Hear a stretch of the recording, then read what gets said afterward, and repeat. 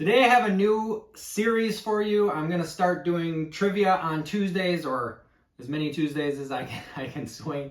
But I'm starting today. So Tuesday trivia today, and it's going to be kind of an interesting format that I don't think I've seen before on YouTube quiz channels. So let's get into it.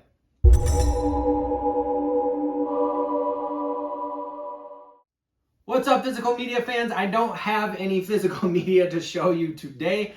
Instead, we're going to do a little bit of trivia, and it's a game that I used to play with a buddy of mine where we used this VideoHound's golden movie retriever to make up our own trivia game. So I'm going to tell you how that works.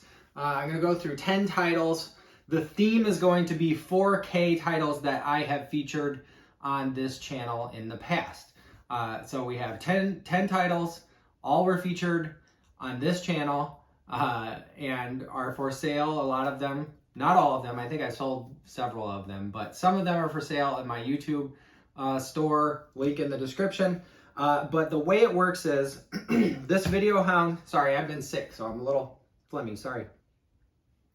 This VideoHound's golden retriever movie guide is a compendium of all the things that you could get on video formats, and it would say in here if it's available on VHS, Laserdisc, whatever. But this is from 2006. They didn't make it much longer after 2006, so this is my last and most recent copy. I think you can get more recent ones, but this is the one I have, and only one of the movies that I feature today was outside of this 2006 cutoff.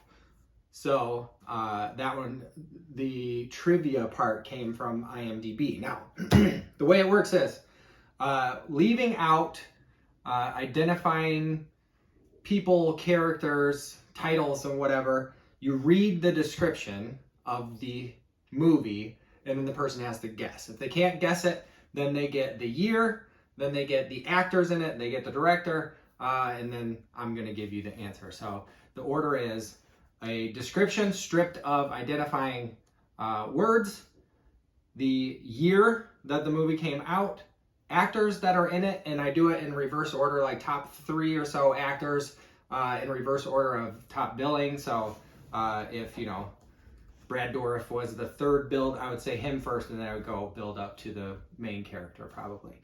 And then the director, if that helps. So you can play along by trying to guess as soon as you can, but if you don't get it, I will give you the answer after I do the rest of the 4 things that I'm going to give you. I'm also going to include a little fun fact about each one after I tell you what the answer is. So let's get started.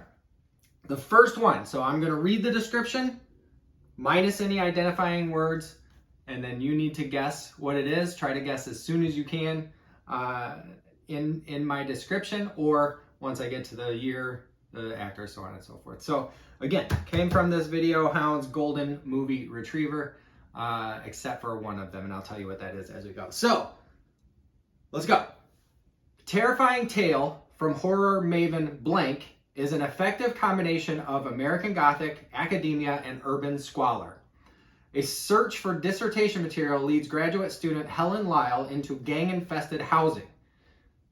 There, she encounters the urban myth of blank, the son of a former slave who was lynched and is now back with a hook and a vendetta. So, you may know that already, and if you've guessed already, good for you. But I'm going to continue on. For those who don't know, hopefully I have some horror, you know, new folks to horror, or folks who are dabblers and they don't know every single horror movie. So I'm going to continue on with the clues. The first clue is the year 1992. The movie was made in 1992. Actors, we have Xander Berkeley, Virginia Madsen, and Tony Todd. The late Tony Todd, unfortunately. Directed by Bernard Rose.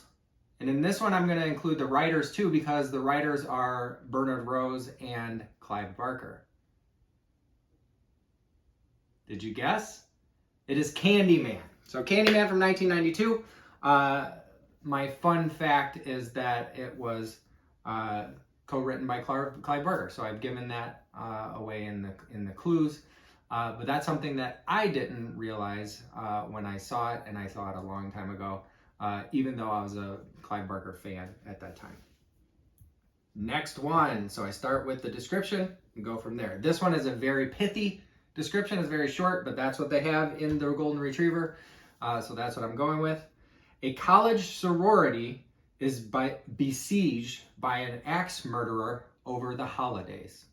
College sorority is besieged by an axe murderer over the holidays. The year is 1975.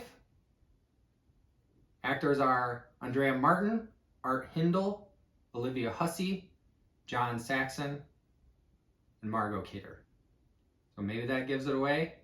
Maybe you guessed. The director is Bob Clark. Did you guess it? It's Black Christmas. So the original Black Christmas from Bob Clark.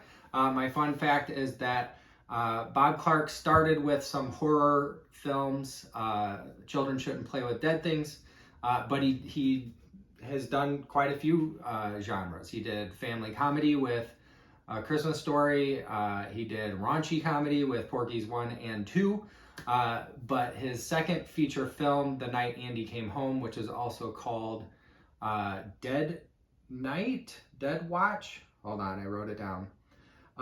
It's called Dead of Night or Death Dream, or The Night Andy Came Home. And the fun fact is, that was the first feature film that Tom Savini was featured on as the makeup artist. So that's pretty cool. Next, The Ultimate Urban Nightmare.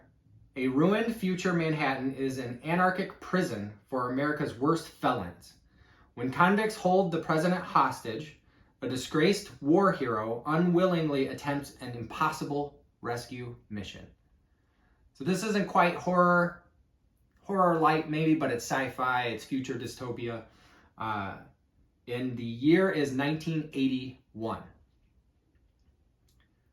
Actors: Harry Dean Stanton, Adrienne Barbeau. I put a lot of actors in this clue.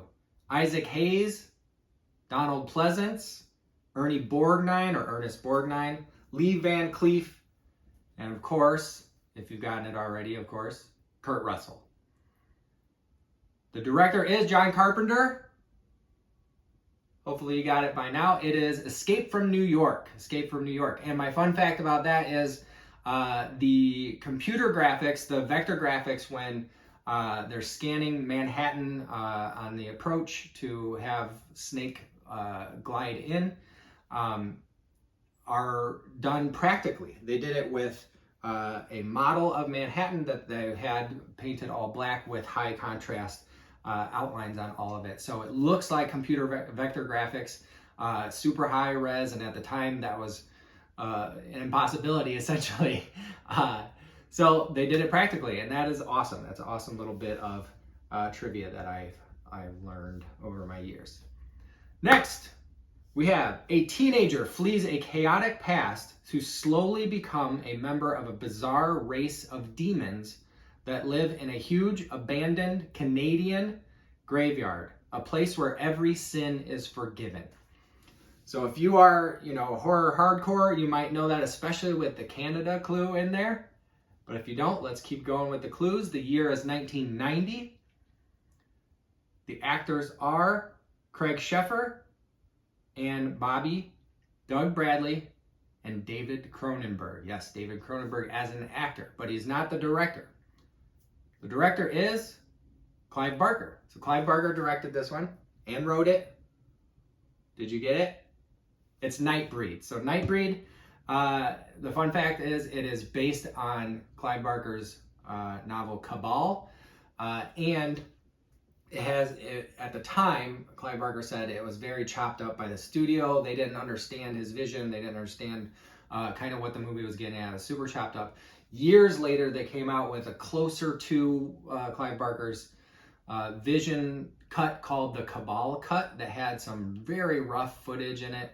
I saw that at a theater here in Chicago on the big screen. It was pretty cool. And then a few years after that, Scream Factory, I believe Scream Factory was behind it, got the pieces together to make an actual director's cut that was signed off on by Clive Barker himself.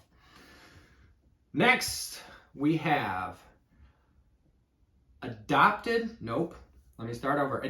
from an author, I'm not going to say his name, an author's Cycle of the Werewolf, a town whose inhabitants are being brutally murdered.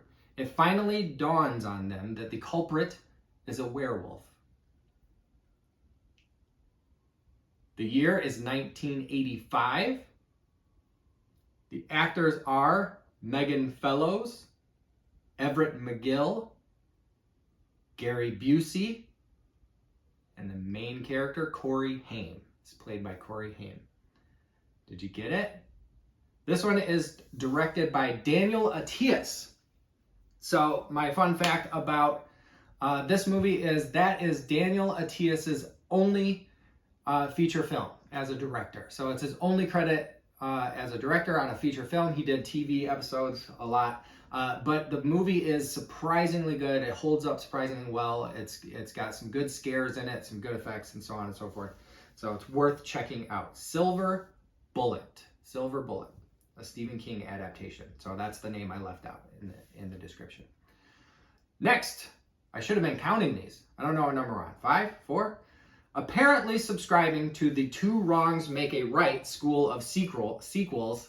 Yikes, this one starts off rough. This time, the novelist is a director.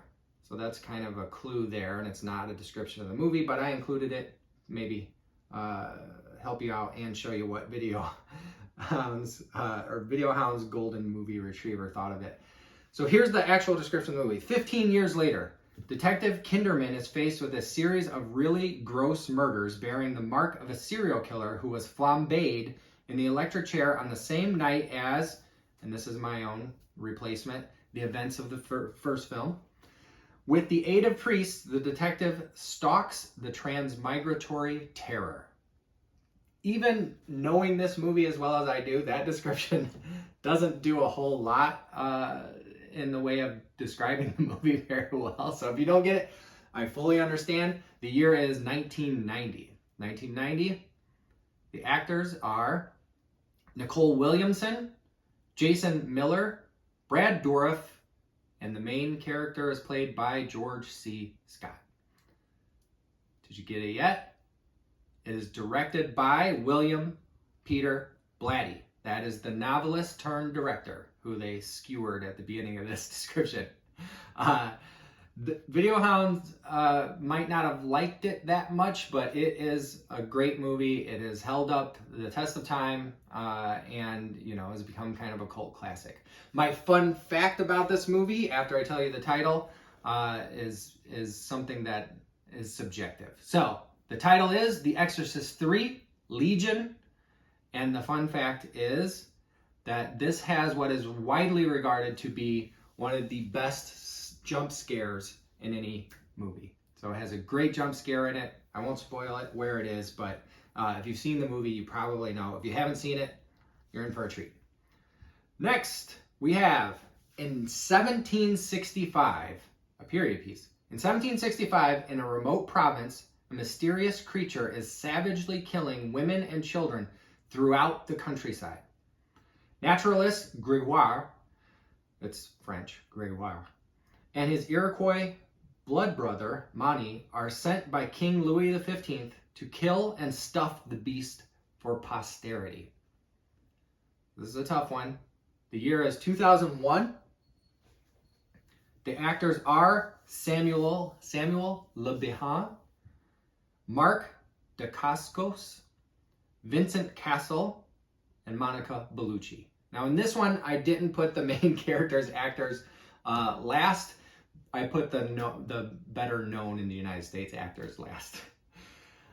So if you didn't, the director is Christophe Gans. So the director of Silent Hill and the recent Return to Silent Hill. And that movie is Brotherhood of the Wolf. Brotherhood of the Wolf. My fun fact about this is it's based on the French legend of the Beast of Gévaudan, a wolf-like creature that killed more than 100 people in the 1760s. So it's based on the legend of the Beast of Gévaudan. Next, this one isn't a horror film, but it is horrific in its subject matter, and it has a lot of violence in it. A teenager who dies during childbirth leaves clues in her journal that could tie her child to a sexual assault involving a violent Russian mob family. Meanwhile, Nikolai rises through the ranks and may be the key to bringing the mob boss to justice. So this is the one I used IMDB for. So it comes after 2006. That year is 2007. It was close, didn't quite make the cutoff. 2007, actors are Joseph Altine, Vincent Cassel again, Naomi Watts, and Viggo Mortensen. Director is David Cronenberg, our beloved friend from the north, David Cronenberg. Did you get it? It is Eastern Promises. Eastern Promises. My fun fact about this one is that the tattoos that Viggo Mortensen had applied with makeup were so realistic that he said that he had not washed them off to run to lunch or whatever, and there was a couple of folks in the restaurant who were speaking Russian, and when they caught his eye, when he caught their eye, they got nervous because they thought he was a Russian mobster. So the tattoos are apparently authentic enough to fool some folks who would know what that looks like. Next, here's another very short description. Again, I'm going to blame it on this book because this is all they had for the description of this movie. Modern druid plans to kill 50 million children with his specially made blank masks. So maybe that gives it away. If you know the movie, I think the word druid probably gives it away pretty quickly. The year is 1982. The actors are Dan O'Herlihy, Stacey Nelkin, and Tom Atkins playing the main character. It's directed by Tommy Lee Wallace, who did the It TV miniseries with Tim Curry playing Pennywise. This fun fact is that it features, so it's Halloween. It's the third movie in the Halloween movies, kind of following Carpenter's original vision for Halloween, which was it's going to be different stories set on Halloween. But it features in the background a television that is playing the original Halloween film with Michael Myers on the screen. So I don't know how that works with canon and universe building or whatever. But in this film, Halloween 3, Season of the Witch, they are watching Halloween 1 at some point. So that's kind of interesting and cool. Next we have, this is a long one, but it comes from the VideoHound's book. Dumped down a toilet 12 long years ago, lonely creature, that's my words, creature, it's a replacement, Ramon resides in the city sewers, quietly eating and sleeping. In addition to feasting on the occasional stray human, Ramon devours the animal remains of a chemical plant's experiment involving growth hormones and eventually begins to swell at an enormous rate. Nothing seems to satisfy Ramon's ever-widening appetite. Not all the people or all the buildings in the whole town, but he keeps trying, much to the regret of the guilt-ridden cop and lovely scientist who get to know each other while trying to nab him. So that was a long, kind of prosy description. They really focus on the plight of this creature, Ramon. The year is 1980. Actors are Jack Carter, Robin Riker, and Robert Forster. You may know that name from some Quentin Tarantino movies. The director is Louis Teague, who did Cujo and Cat's Eye and some other stuff. I can't remember. The film, if you have not guessed yet, is Alligator, 1980. Alligator, written by John Sayles. The fun fact is the animatronic used for Ramon, the alligator, was given to the University of Florida for their team, the Gators. I'm not a super big sports fan. I read this online, obviously. And it was featured before some football games in the early 80s. They had him out in animatronicing, I guess. Let's see, we have one more. No, that's the end. That's the last one. So that was 10. 10. How many did you get? Tell me in the comments how many you got before I revealed the answer. And you can tell me when you got it. You got it 3 words into the description, after the year, after the director, whatever. But I love this game. I think it's fun to play with folks. So I'm going to do probably this format on most trivia Tuesdays, but you know, maybe I'll mix it up and do some more traditional trivia. But in the meantime, like and subscribe if you haven't subscribed already. I would appreciate it. But you'll see me next time I post. Thank you.